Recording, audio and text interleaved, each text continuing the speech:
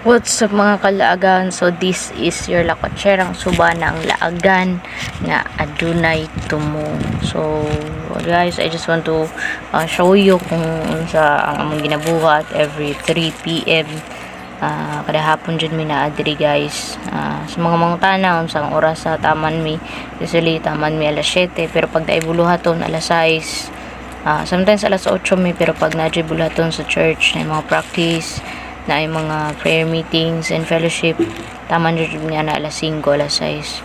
So for today's video gusto na ako ipakita sa inyo kung sa ka busy diri pag hapon na. So shout out sa mga taga Salwagan, taga Grap and South Hill nga nag-support og ganang avid nga customer namo para sa mga grilled balot. So salamat kay sa inyong pagtilaw, salamat sa pagpalit, salamat sa pag-purchase, o salamat sa kanang tambay